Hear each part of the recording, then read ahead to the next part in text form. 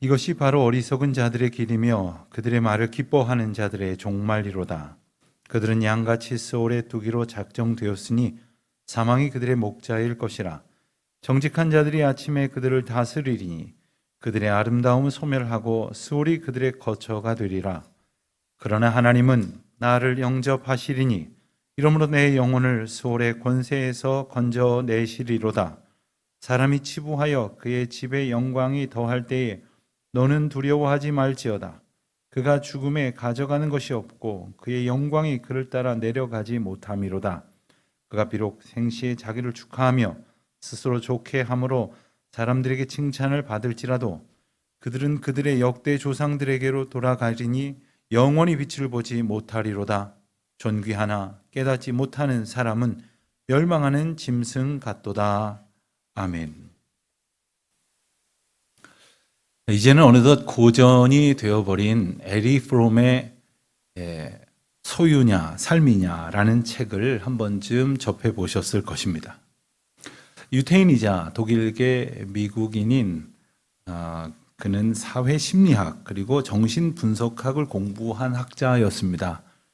이분이 이 책을 발표한 때가 1976년이었습니다. 그러니까 그 당시에는 자본주의가 그야말로 세상의 모든 사상과 이념을 다 집어삼킨 듯한 그야말로 독보적인 이 세속의 방식으로 확고히 자리하기 시작했을 무렵이었습니다. 그 무렵 저자는 이 책 제목처럼 우리가 살아가는 삶의 방식이 소유인가 아니면 존재인가 라는 질문을 던지면서 점점 소유에 집착하고 있는 이 대중에게 그야말로 존재론적인 질문을 던져 주었습니다. 그는 이 책에서 살아가는 삶의 방식이 바로 소유의 방식 그리고 존재의 방식 두 가지가 있다고 말을 하는데, 존재라는 방식, 즉 나는 누구일까? 나는 무엇으로 살아가는가? 이런 질문을 붙들고 살기보다는 나는 무엇을 얼마나 더 가질 수 있을까? 얼마나 많은 것을 소유하며 살아갈 수 있을까에 큰 관심을 두고 그러한 소유로 가치를 판단하고 또 무조건적으로 더 많은 소유를 추구하는 것을 목적으로 삼는 이 세태를 지적하면서 이 책을 읽는 모든 사람들에게 당신의 최고의 가치는 과연 무엇인가? 라는 질문을 던지고 있다고 말할 수 있겠습니다. 저자는 말하기를 이 소유의 방식으로 살아가는 사람은 자기가 가진 것을 의존하는 반면에 존재의 방식으로 사는 사람은 무엇을 소유하려기보다는, 그래서 그것을 탐하려 하기보다는 존재 자체로 만족하고 기뻐하면서 모든 것을 사랑하는 자세로 최선을 다해 하루하루를 살아간다. 이렇게 그 차이를 구분해서 설명을 합니다.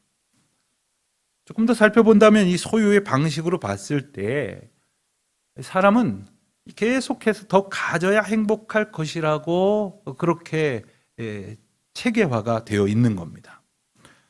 그렇기 때문에 끊임없는 욕망에 사로잡히게 되고 그것 때문에 자유로울 수가 없다는 겁니다.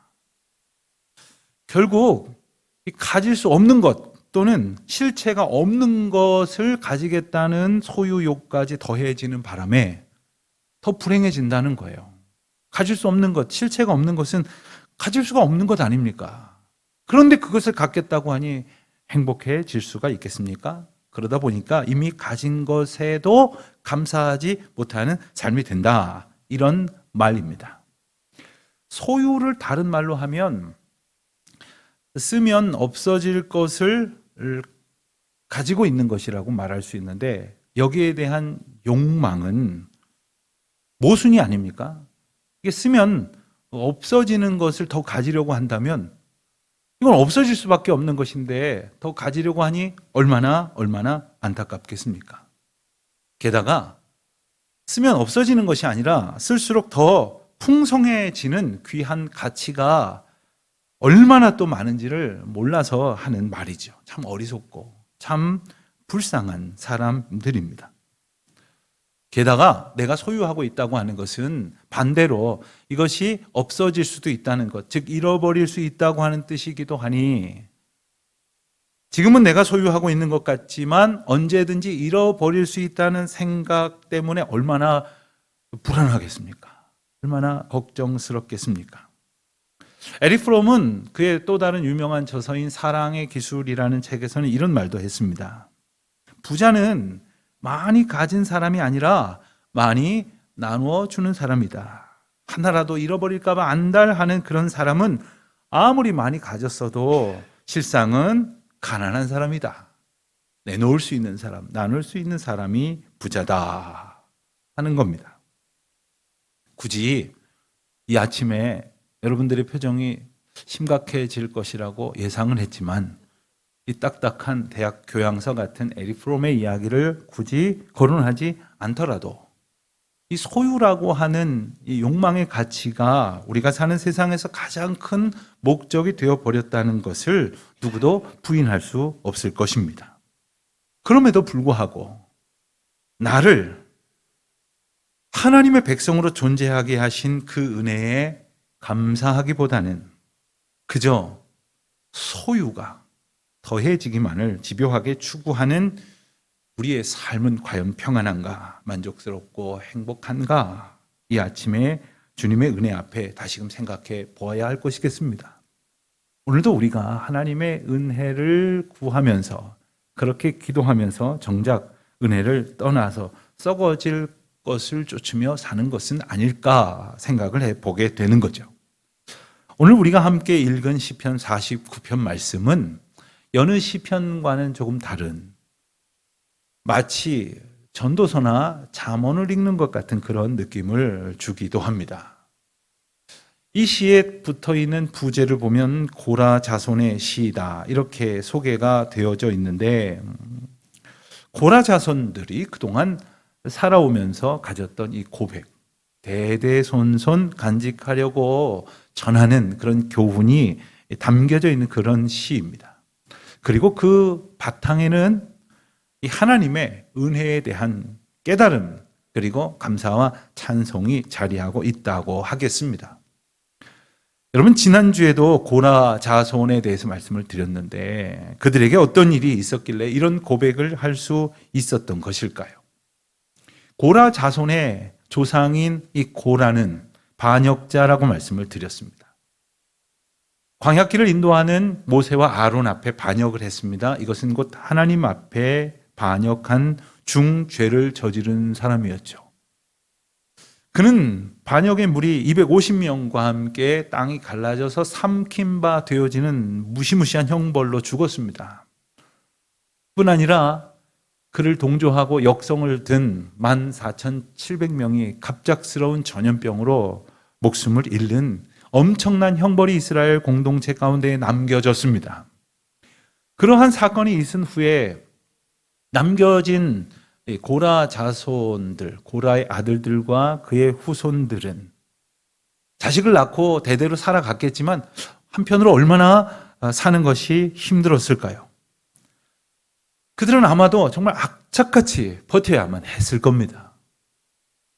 그리고 이 세상에 의지할 것이 없다고 생각해서 물질을 추구하고 그것으로 힘으로 삼으려고 했지만 그럴수록에 물질이 아무것도 아니라는 것을 그들은 또한 깨달았을 것입니다. 그래서 오고 오는 후손들에게 그리고 모든 사람들에게 오늘 본문의 말씀을 힘주어서 가르치려고 했던 것입니다. 그 핵심적인 내용을 오늘 본문에 앞선 49편 6절에서 8절 말씀을 보면 이렇습니다.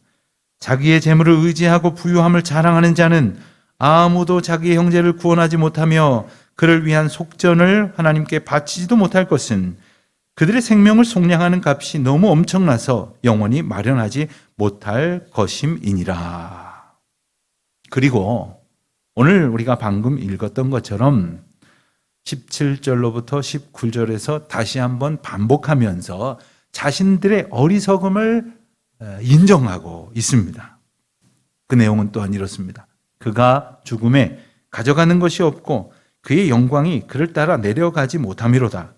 그가 비록 생시에 자기를 축하하며 스스로 좋게 함으로써 사람들에게 칭찬을 받을지라도 그들은 그들의 역대 조상들에게로 돌아가리니 영원히 빛을 보지 못하리로다. 그렇습니다.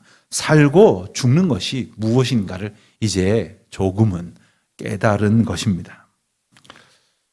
우리는 어떻습니까? 우리는 이만큼 살았는데 그 삶의 방식을 조금은 깨달아 가고 있습니까? 여전히 소유냐 존재냐의 문제 앞에서 갈등하고 있는 것입니까? 혹은 우리가 안다고 말은 하면서도 전혀 고쳐지지 않고, 그래서 그 삶의 방식을 하나님이 다스리시는 하나님의 방식에 맞춰 살려 하는 것이 아니라 그냥 내 방식을 끝끝내 고집하고 있는 것은 아닙니까?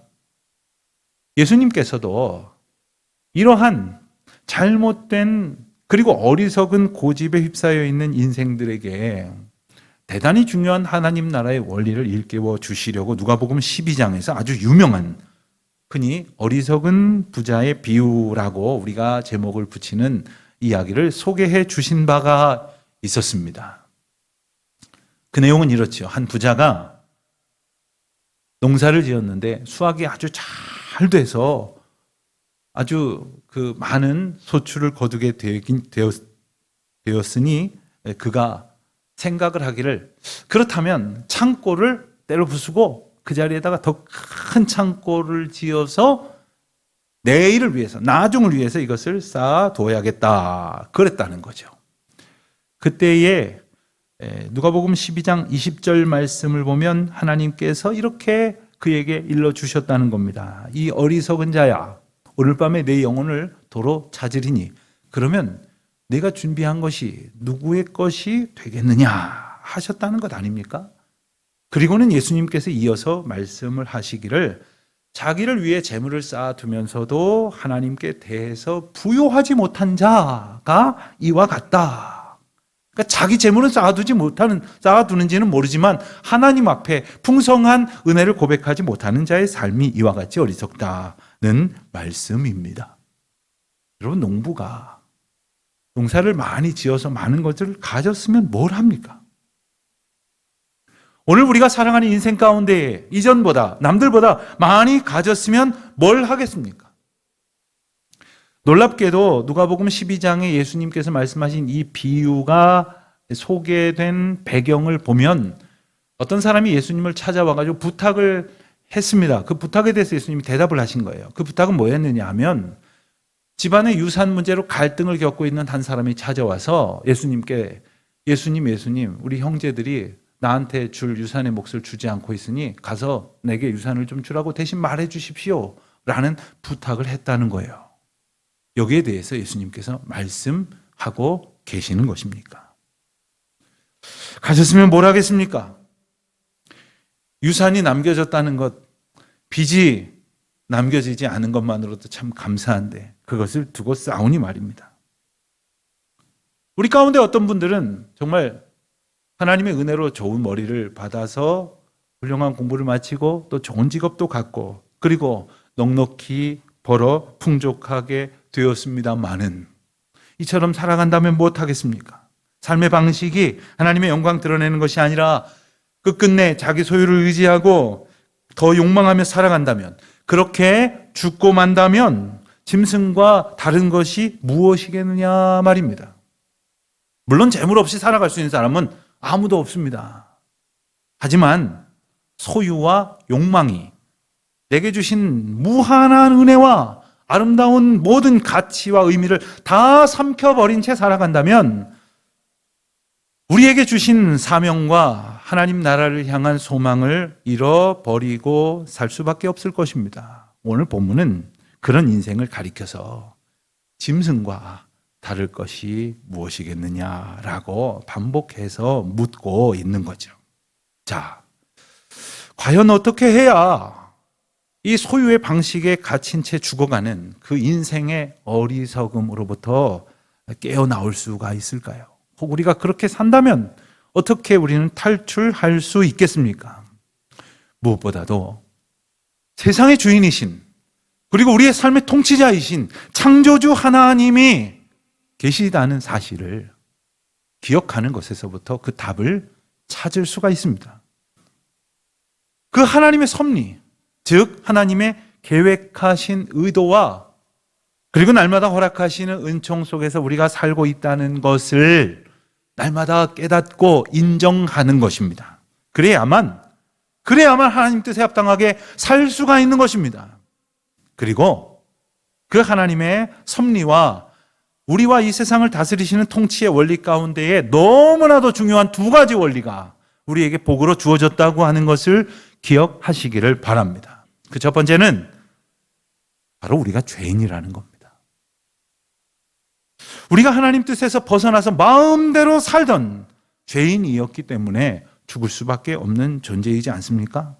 그렇지만 주님은 우리를 사랑하심으로 구원하시기 위해 예수 그리스도를 보내셨습니다.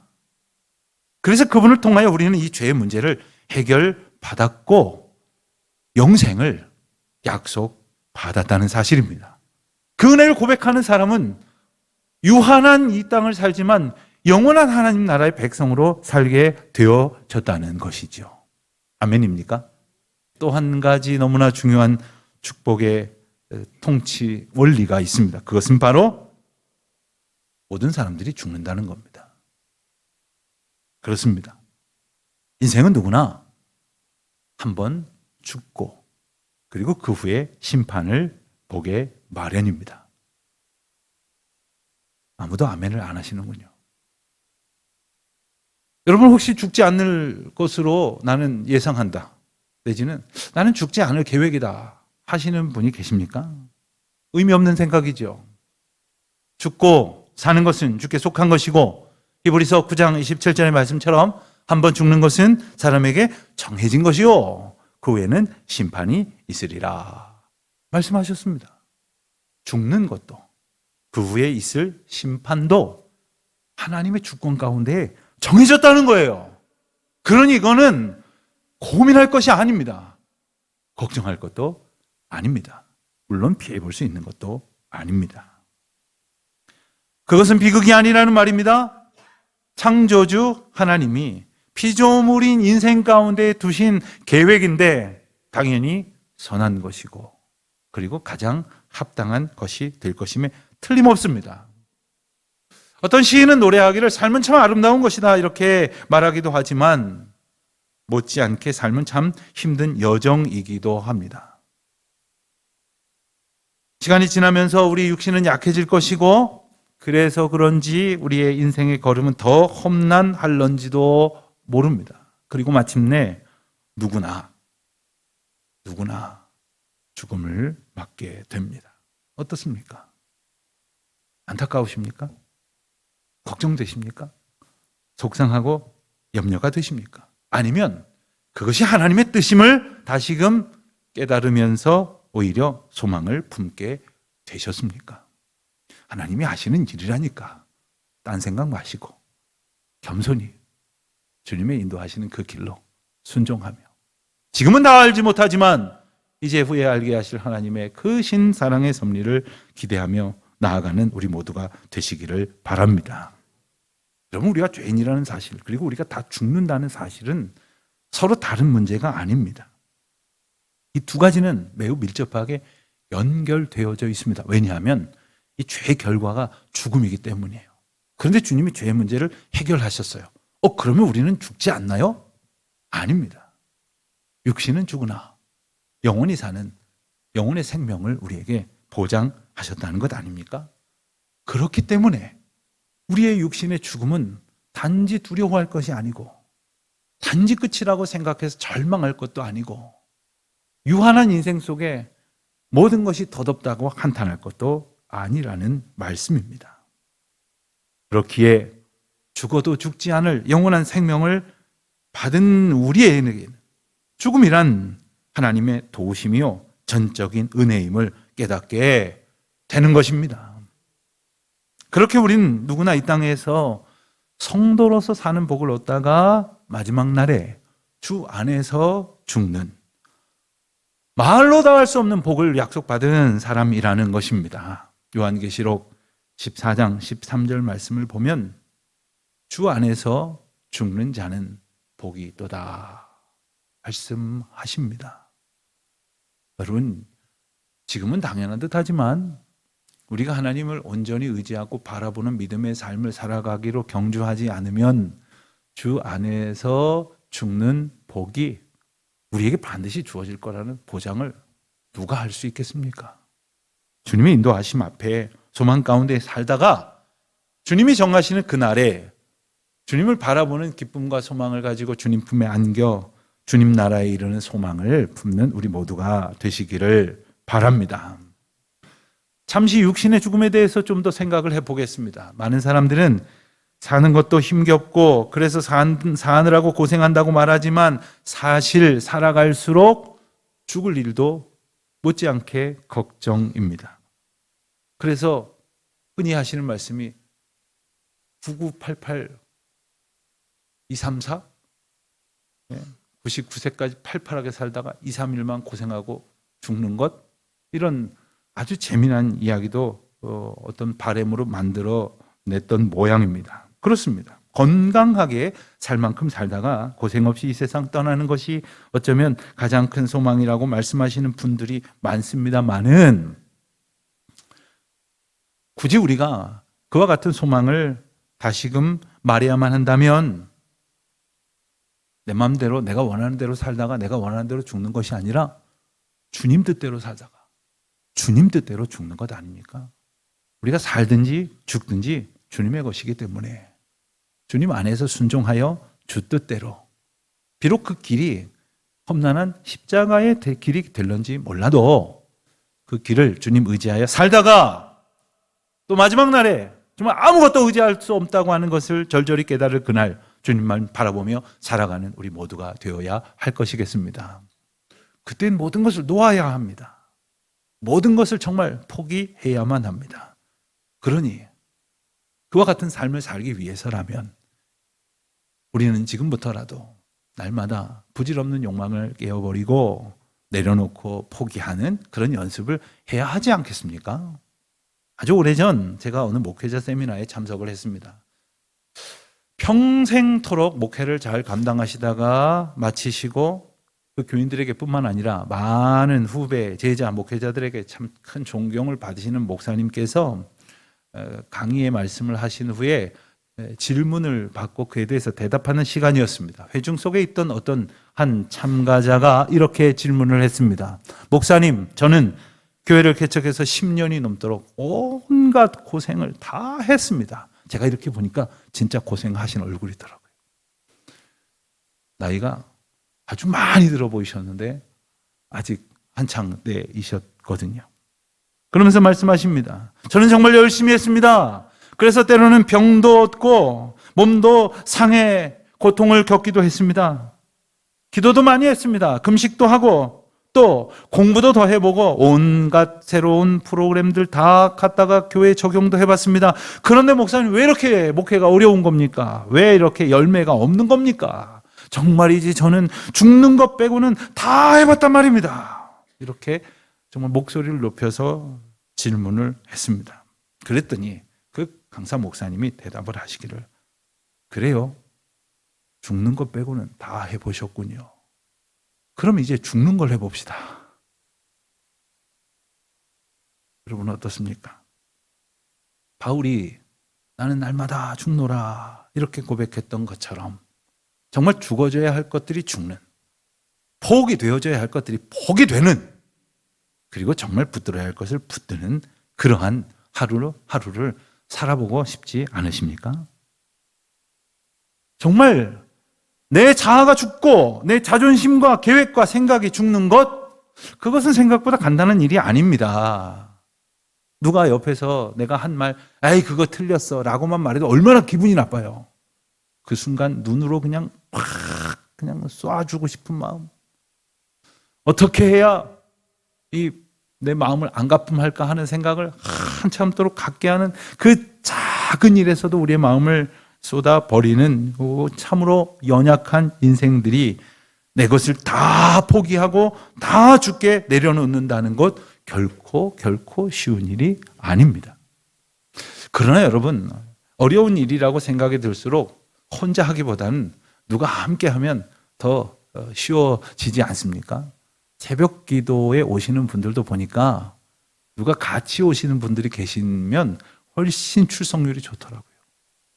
혼자 오시는 분 그냥 혼자 오다가 뭐 피곤하면 쉬시기도 하는데 누가 같이 가기로 약속을 했거든요.